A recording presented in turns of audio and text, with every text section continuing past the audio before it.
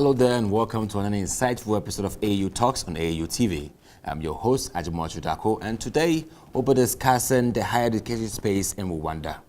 Before I introduce to you my guest, please stay tuned. We'll be right back.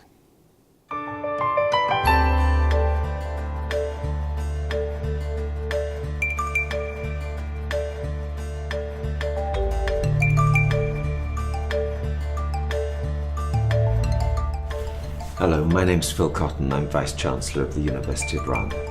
The mission and the vision of the University of Rwanda, like most universities around the world, is encapsulated in written form. However, I never ever expect any of my staff or students to remember it, because to remember it is to lose the essence of it. Because the essence of it is about creating a space in which young people can be the best. That's what's really behind the vision and the mission.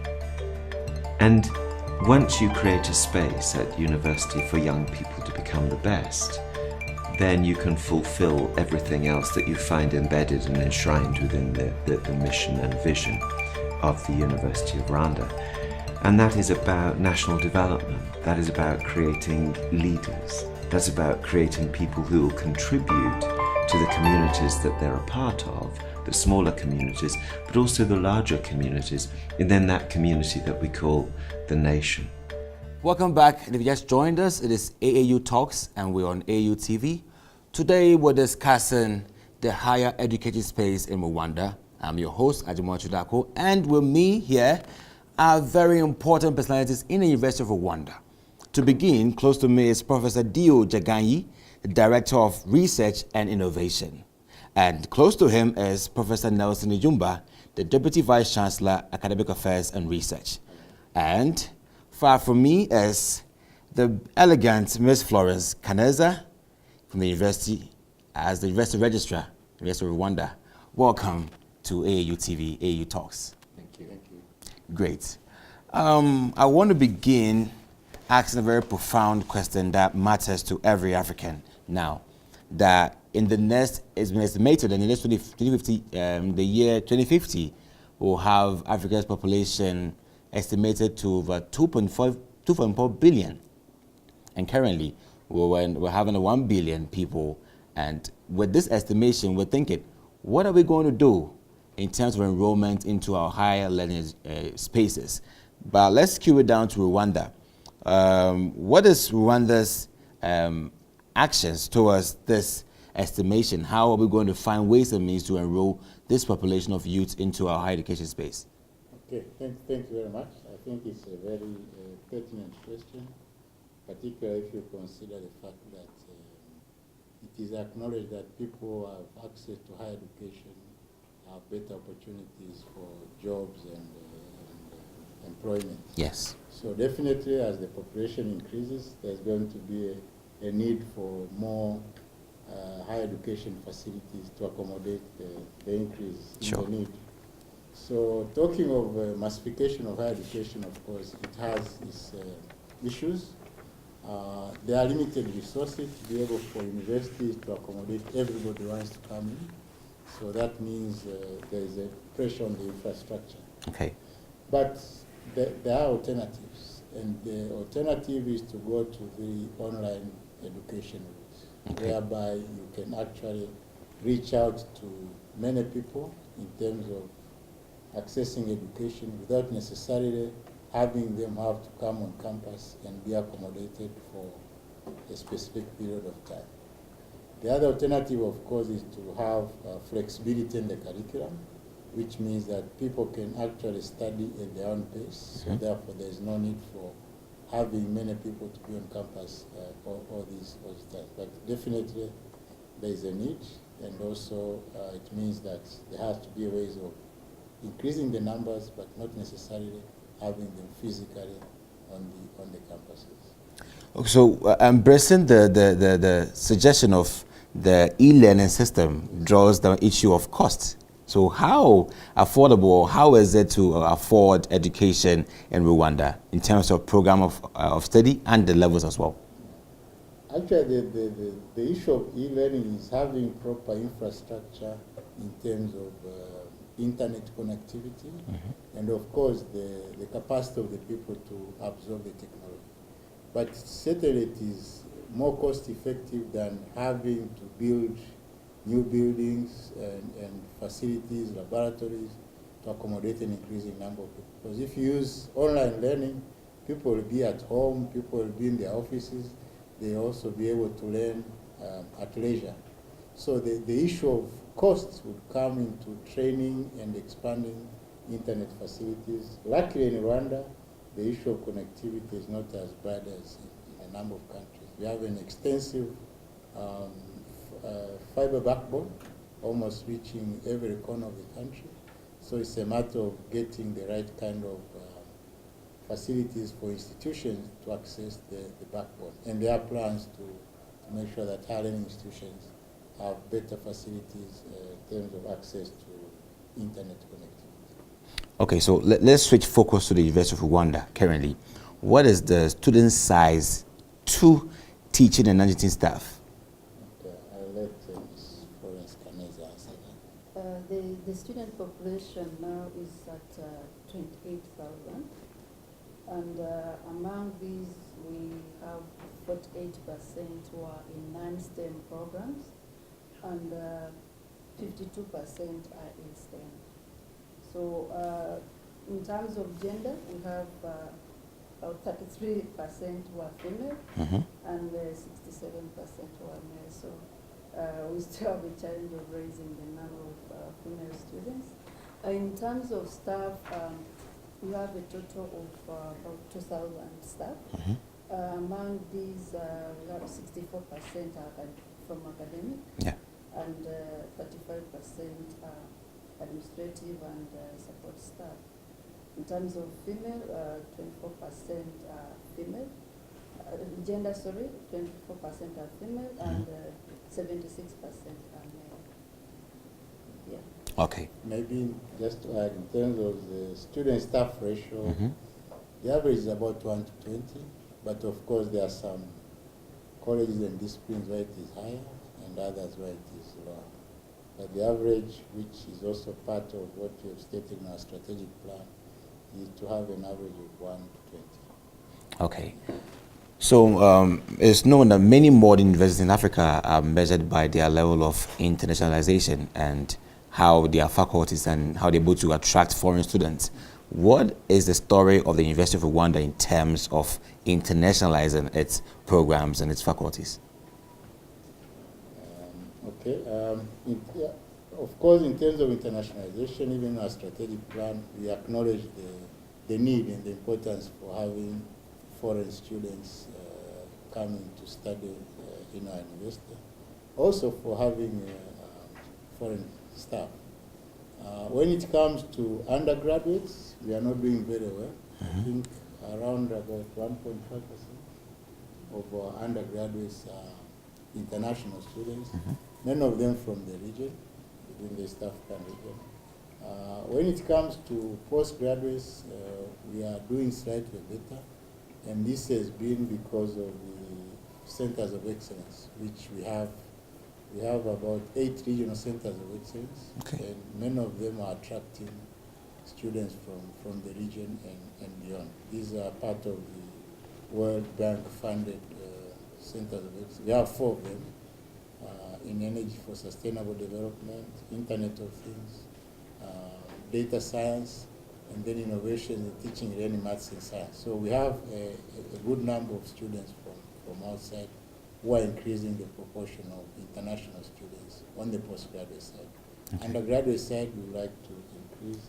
One of the reasons that we have a low proportion of international students in undergraduates is because of the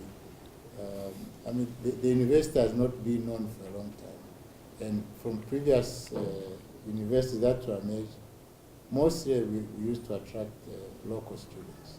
But now this is changing because we are part of the Inter-University Council of East Africa, and there is encouragement of mobility of students across the region as part of the East African education area. So we are going to see an increasing number of students from neighboring countries coming to study study here. Okay, so the mention of the Inter-University Mobility Program encourages staff and students to visit other universities around for experience. What can you say are the benefits of such initiatives so far? Of internationalization? Of this exchanges so far. Well, the exchange is good in the sense that you get cross-pollination of ideas, and also the fact that, like for staff, we may not have staff in certain areas, but their expertise are available in the staff from other countries, so they can come and complement. For students, I think it's more to do with the enhancement of the student experience. Because if you study with people from different cultures, from different countries, I think there is a point where you can get to know about other people from other countries, which I think is part of learning that is very useful in life. Okay. To add on that, Sure. We have also our fees. What we have done to attract more international students is that we charge the same fees for the local students and international students. The fees is the same. Okay. So we have done that to encourage international students to join our university. Okay. Let's talk about graduates and absorption rate into industry. That is a very pertinent matter everywhere we go. How can you say, after maybe I believe you've done a tracer study on how well absorbed graduates from the University of Rwanda are into the industry, what have you got to say about that too as well? Yes, this is there was a study carried out, I think 2 or 3 years ago in East Africa, and Rwanda's graduates were among the highest in terms of being accepted in industry. But it is a problem worldwide about the employability of graduates, because one of the complaints which is worldwide is that when the students finish the university, they are more armed with knowledge than skills. And the way we have tried to address this issue at the University of Rwanda is that we have integrated into the curriculum a course called Innovation and Entrepreneurship, which is being offered by one of the foundations that well known for offering entrepreneurship programs in universities, called Wadhwani Foundation. This is a very hands-on way of teaching the entrepreneurship to such an extent that by the time the students finish, some of them are also able to run projects.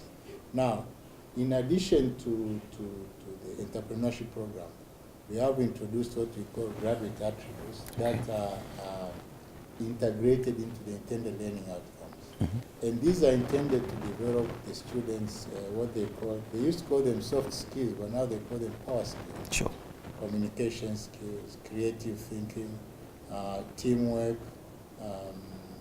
what is the other, multilateral thinking. Yeah, leadership skills. Leadership skills. And the idea is that when the graduates come out,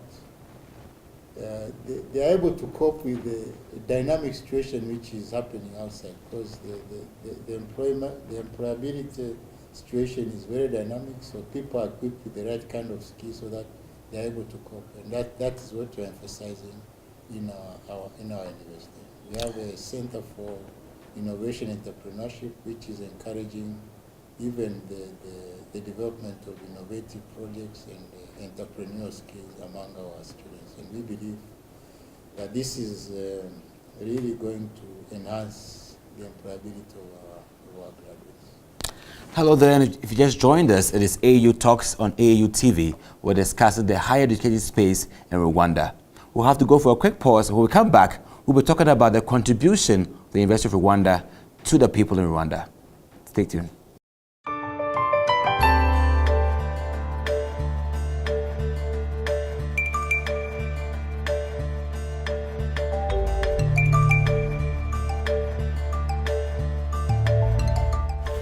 Hello, my name's Phil Cotton. I'm Vice-Chancellor of the University of Rwanda. The mission and the vision of the University of Rwanda, like most universities around the world, is encapsulated in written form. However, I never ever expect any of my staff or students to remember it, because to remember it is to lose the essence of it. Because the essence of it is about creating a space in which young people can be the best. That's what's really behind the vision and the mission. And once you create a space at university for young people to become the best, then you can fulfill everything else that you find embedded and enshrined within the mission and vision of the University of Rwanda. And that is about national development. That is about creating leaders. That's about creating people who will contribute to the communities that they're a part of, the smaller communities, but also the larger communities, and then that community that we call the nation. Hi there, it is AU Talks. If you just joined us, it is your host, Ajimola Chudako, and I have here very important personalities from the University of Rwanda as we discuss higher education space in Rwanda. So let's come back to one of the most important things that we're asking. It is paramount that every university's activities also channel to the people around it, both formal and informal. Those who haven't got the opportunity to also enroll in the university also have to also get some benefit from the university. So I want to ask, what are some of the contributions or some of the activities that the University of Rwanda is doing to benefit the people, the indigents in this country, both formal and informal?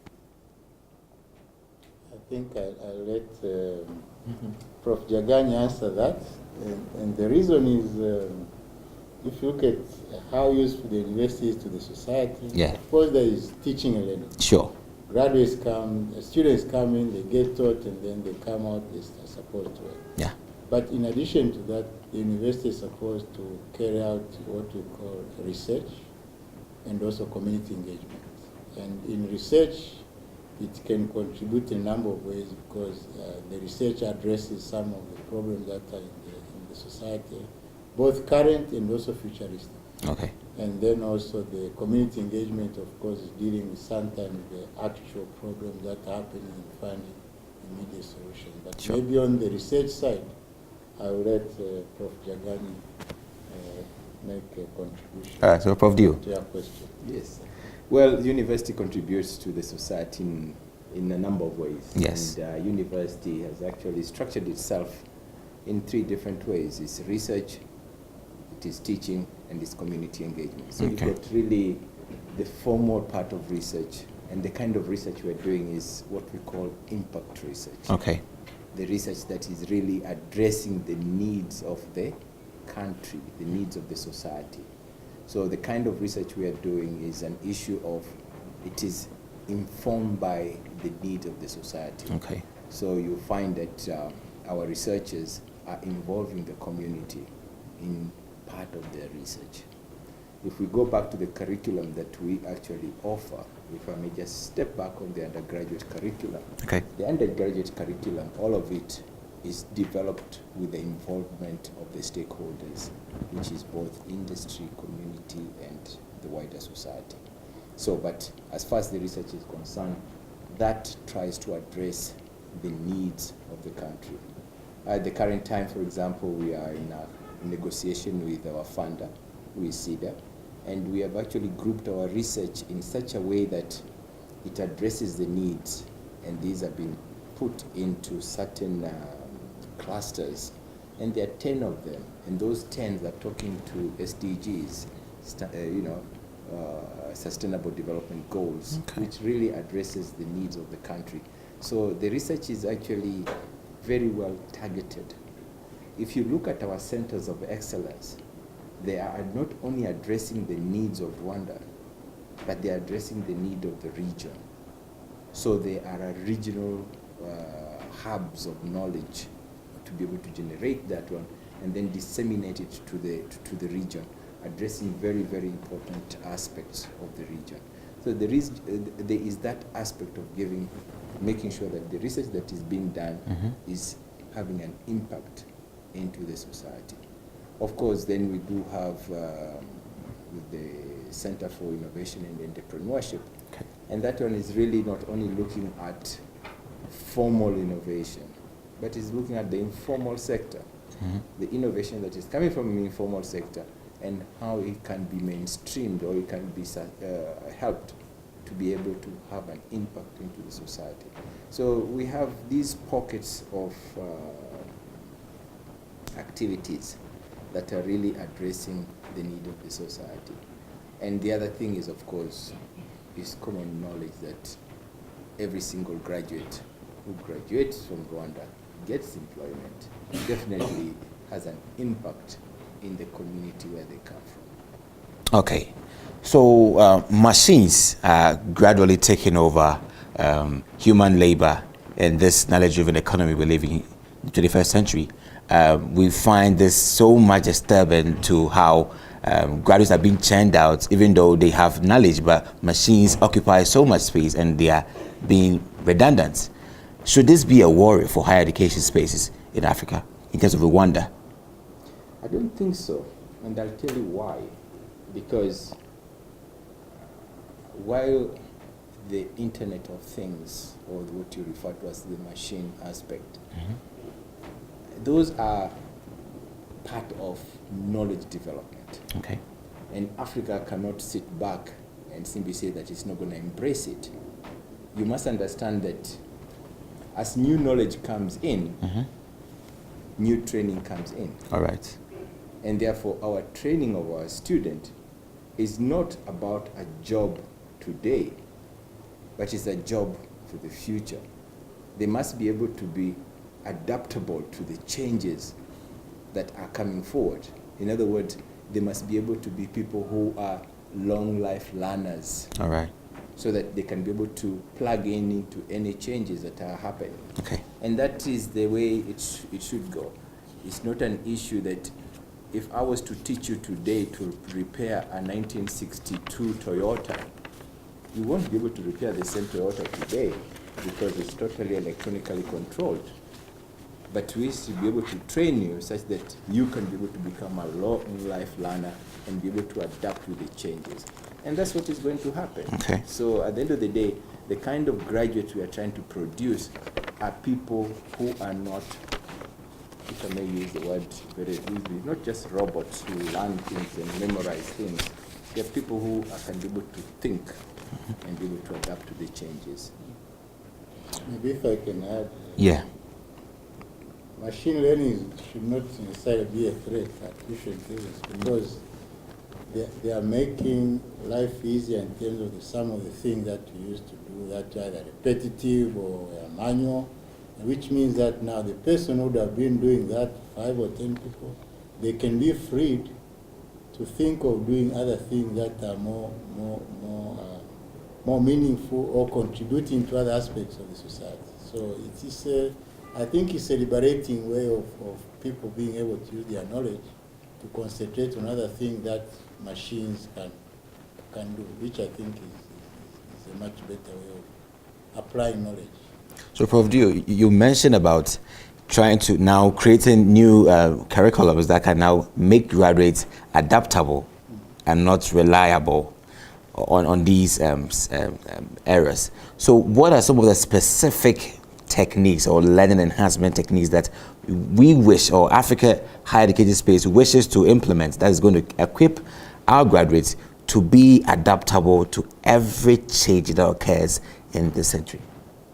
Most of our education is actually, currently, it is practically based. In other words, most of our students have got industrial attachment. So you're not only learning theory, you're learning how it is applied. Okay. And that way, you can be able to be a long life learner, because at the end of the day, if you can be able to read it and see how it is applied, you should be able to learn to be able to adapt to the changes. And that's what we want. So who determines the programs here? So is the change, is artificial intelligence bringing the change to academia, or academia is being proactive to arrange curriculums that will meet it proactively? You see, I told you that our curriculum, when we design our curriculum, it's not an issue that it's designed only from the university. We bring in the whole stakeholder environment. There's industry coming in, there is government coming in, and all of these people inform what the curriculum is all about. Okay. So those kind of changes that are happening in a particular subject are all embedded in the development of the curriculum. And that's you can't have anything better than that, where the stakeholders have actually a say as to what is being taught at the university. Yeah, if I can add, you'd asked a question about how the university contributes to the society. Yes. There are two ways. One is, of course, producing graduates who are going to drive initiatives that happen in the society. But also the university has another role, futuristic thinking. Okay. You can look at how, because of interactions, partnerships, and engagement with people from other, you can engage trends in certain areas and try and influence society towards the adaptation of new technology. So both ways work, because you give what society wants, but also you can look at the possibility of thinking of what society should need in the future and produce graduates who are oriented towards that kind of direction. Okay. I think both ways are roles of the universities. Okay. Higher education. So it has come to bear that African scholars rather succumb to publishing their research findings rather than commercializing them. We understand that these are due to donor and other promotion conditions. What is the case in the University of Rwanda in this matter? I don't think so. Look, your statement says African scholars. Yeah. I tend to think the issue is about scholars in general. So it's not an issue that The African scholar should be painted at on the African scholar's face. Scholar. Scholars generally. You see, it's an issue that internationally it is always said publish or perish. It is international. It's Okay. not an African thing. So we must unpack that and put aside the African aspect. bent. Sure. And then let's come back to answer your question after Yes. removing that, and to tell you that, yes, universities are here to generate knowledge and to disseminate knowledge. Yes. And the only way university knows best to disseminate that knowledge is through publication, through the journal articles, all right? Yeah. But it's not an issue that the academics don't want to commercialize it. It's an issue that there is that knowledge gap between the research being done and the transfer of that knowledge into commercialization. And that is what the university is working on now, you see. So that it's not just simply an issue of generating knowledge for the purpose of generating knowledge and disseminating it through either media, like now what we are doing now, but at the same time is how is that knowledge being translated into a commercialable kind of knowledge? And that is a process on its own. It's a process on its own. The issue that funders insist on you having to, publish your work without commercializing it, that is not really there. That isn't most of the research being done. People would like to commercialize it if it can be commercialized. Will you agree that our continent, Africa, has not developed that much because of the inability to commercialize research? I don't seem to think that we haven't developed much, because at the end of the day, I'll simply say Rwanda is not the same today as it was 5 years ago. So we are developing at our own pace, and we must enter the knowledge economy in our own terms. We must not enter the knowledge economy by the North's barometer. So the issue of the development, if you were to ask me, maybe we are not doing enough research in Africa, and that is because of the government investment into research. While the North, there is more investment into research. In Africa, that investment hasn't really materialized to the level that is really will be able to make us be to that level. But most of the African countries today will tell you that they want to be a knowledge-led economy. And that means that it will be important for the government to invest in what they are talking about. the knowledge economy will not just come without investing into research and development. But Okay. we are developing at our own pace. If I may add, Sure. if historically, I'm sure I've heard of the expression of ivory tower. I think universities were seen as places where people are doing research and publishing, but that research in many cases was not really addressing societal problems. Okay. And if you look at the history of people who invented things and systems, they are not necessarily associated with universities. So, but gradually, there was a realization that that research is meaningless if it is not impactful. And that's why now you see there's a lot of association between research and innovation. Okay. And there's a lot of interest in making sure that that research goes out or addresses specific problems in the society. And this has been a development in higher education and research. And now there's also the emphasis of collaboration between industry and academia to make sure that the research is aligned to solving problems that are being faced in the society as indicated by industry and so on. The issue of investment is true. If you look at many of the countries that are advanced, Korea, Israel, United States, China, the per capita investment in R&D is much higher than in African countries. But we are making progress. And if you look at Agenda 2063 of AU, almost all the governments have committed to a certain percentage of their GDP towards funding R&D, which I think is a good development. Great. Hello there, and if you just joined us, it is AAU Talks on AAU TV. We're discussing the higher education space in Rwanda. And we'll have to go for a quick pause. When we come back, we'll be talking about how interested is the government of Rwanda and therefore African governments' interest in researchers from our universities. Stay tuned, we'll be right back. Oh, you know, this is a very important university for the people of Rwanda. The government and the people of Rwanda expect a lot from this university. It is a university that is called to be the benchmark of quality of teaching, the benchmark of research to address developmental challenges of our country. As we teach, it's part of kind of materials that we are putting in, like production materials.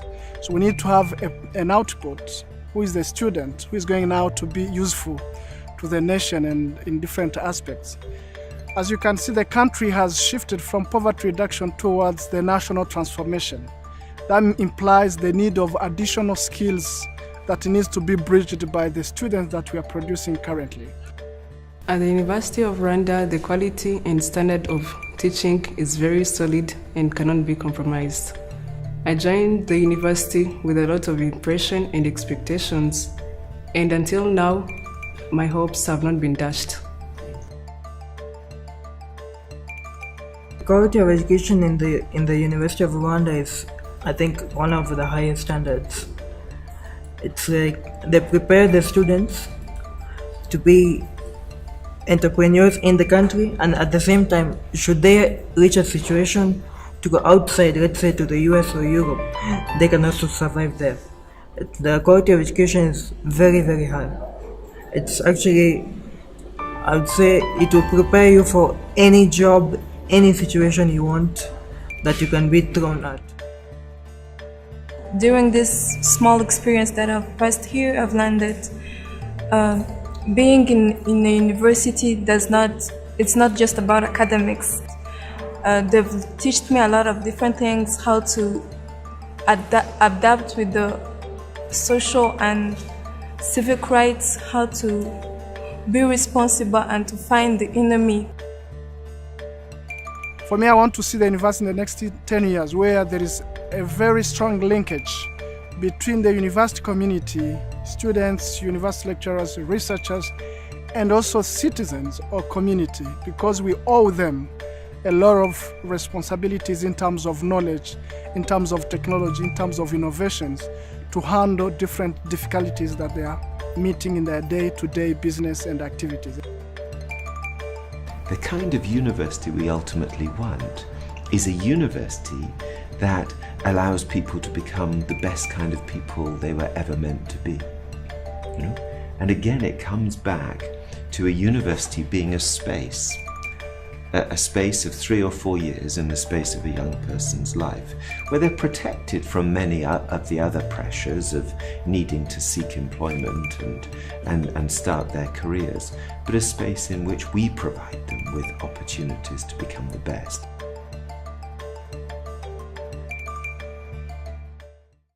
Welcome back to AU Talks on AU TV. We're discussing higher education space in Rwanda. And back to my panel here, it's getting interesting. I want Ms. Florence to talk a little bit about this.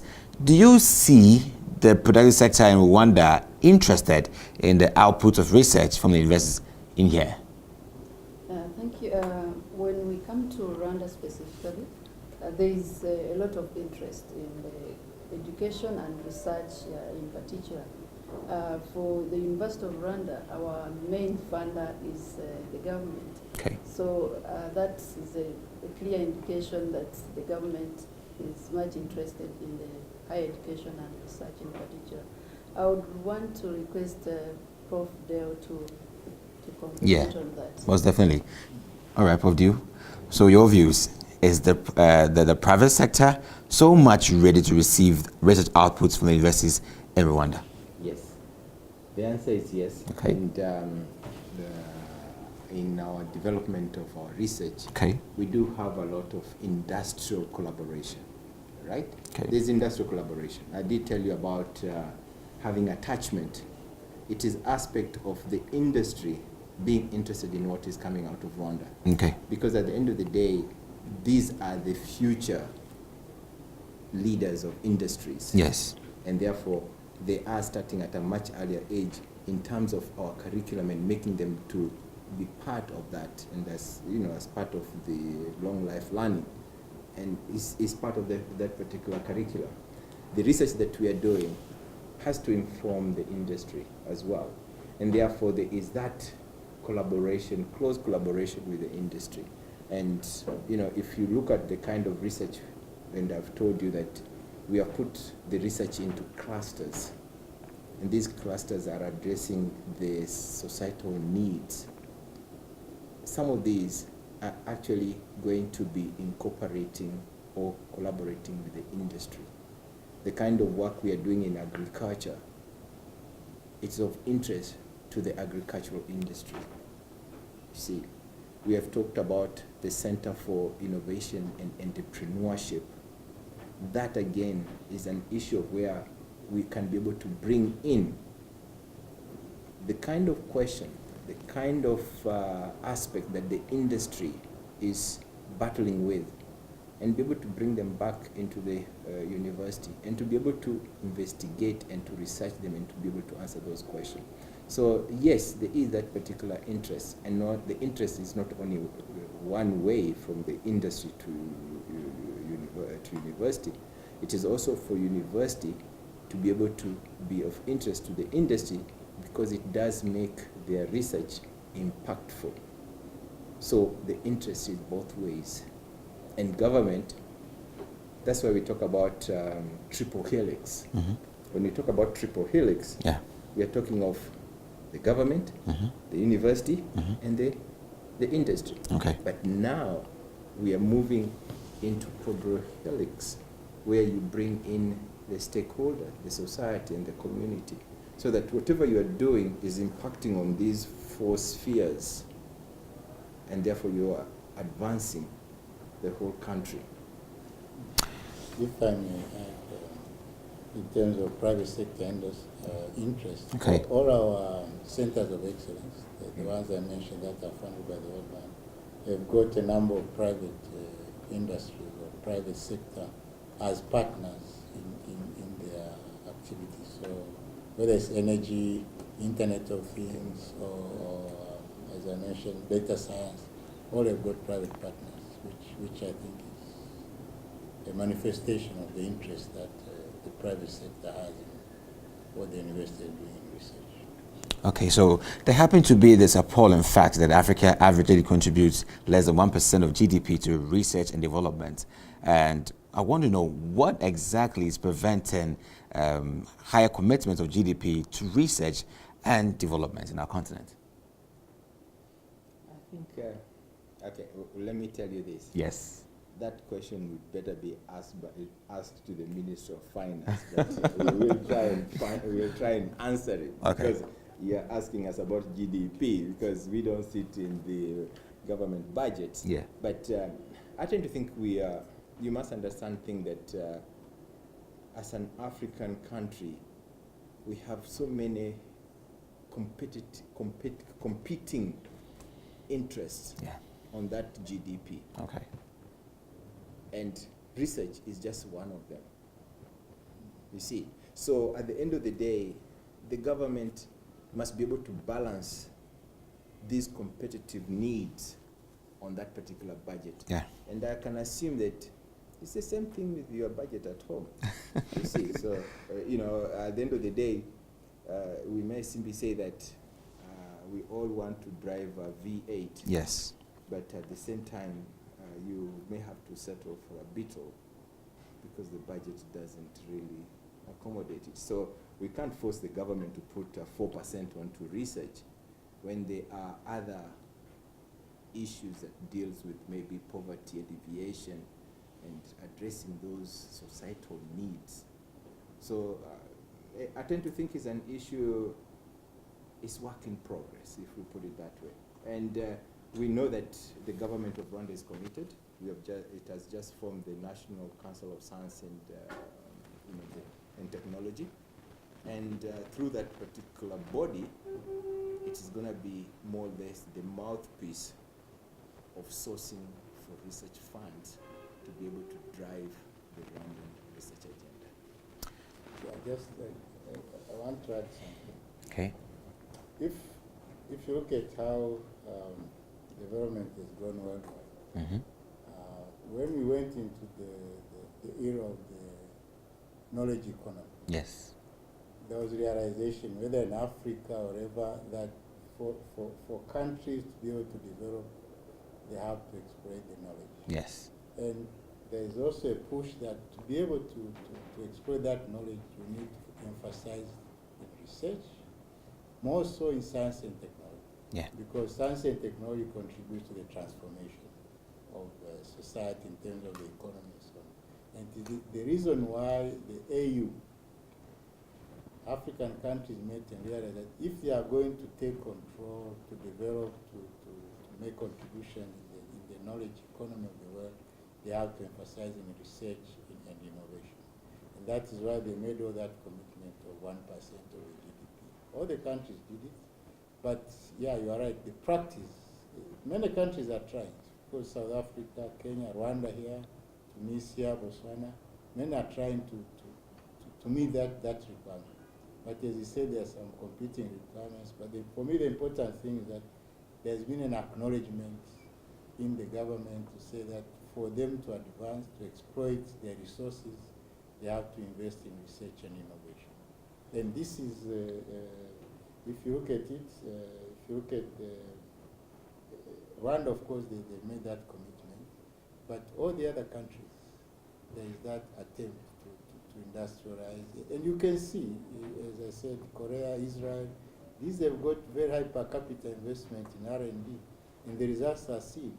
So this is a demonstration that people are accepting that you need to invest in STEM, you need to invest in research and innovation if you are to exploit the knowledge resource of the country. Okay, so it's really clear that the government of Rwanda is really doing so much work to fund higher education space in Rwanda. But in this case, I understand that it's not enough. So what are some of the alternative funding sources that you find ways to raise? They are there, of course, the private sector. That's why we emphasize on private partnerships with industry, with the universities. We also have donors. There's a lot of investment that donors make to support, in particular, research and higher education. So it's a partnership which the government can't manage alone. And as you mentioned before, in other countries, I think Ghana, where they levy the taxes so that people can contribute to the higher education, because it is expensive in reality, and government can't do it alone. That's why they have to encourage private people, individuals to contribute to higher education. Okay, so in Ghana we have the Ghana Education Trust Fund, and then in Nigeria we have the TET. What's the case in Rwanda? Have you got any special fund that is really meant for higher education in Rwanda? Okay. Apart from, he mentioned the National Council for Science and Technology, that one has just started a fund to support research. So they'll be putting in money to be able to support projects that are competitively bid as part of supporting research in the country. It's a start. But in terms of the initiatives I mentioned about Ghana and Nigeria, we are not there yet. Do you think there's more work to be done because there is some increasing decline of public funding of higher education institutions? Yeah, there is, because as you say, there's going to be a need, there is a need for to provide more opportunities for higher education. Okay. It is also realized government can't do it alone. Sure. So definitely other players must come in, because at the end of the day, the graduates that come out, they serve almost every aspect of the society. So I think it's imperative that every aspect of the society should also contribute towards the education of their citizens. So let's take final remarks. I'll start from Ms. Florence, then we'll come with Prof, and then Prof. Dio. What is your final words or message to every government leader in the entirety of Africa in terms of building a quality research, innovative higher education space rather than compromising on quality and losing the best of our graduates?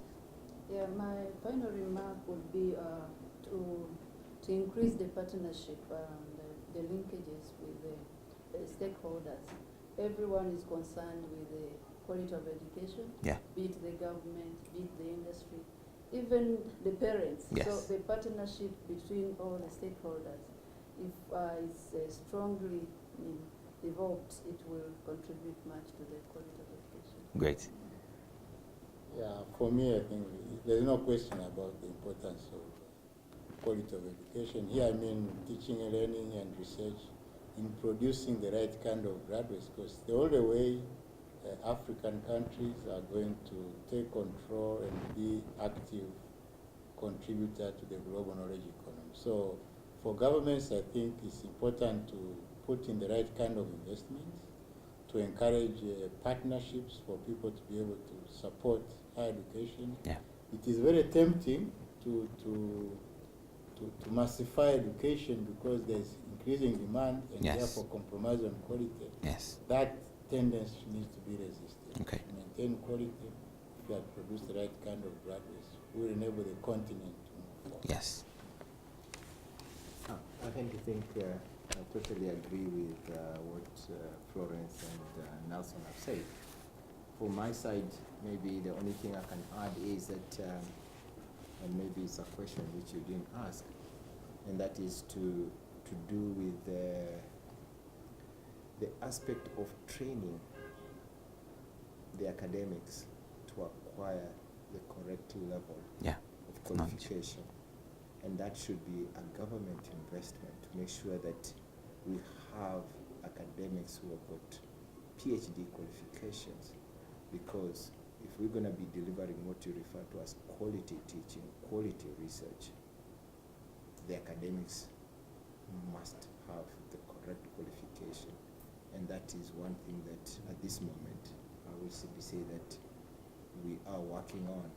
And because it will also answer your first question of how are we preparing ourselves for the 2050, because the 2050 means that we need to have a correct mix of academics in the university to deliver on what the society and what the country needs. Well done. So the discussion goes on and on until we get the best of education quality in our higher education space in Rwanda and also all over Africa. I was your host today, Ajimola Shudako, on AU Talks, and I believe that you enjoyed the show. Keep watching AU TV and see you next time. Bye.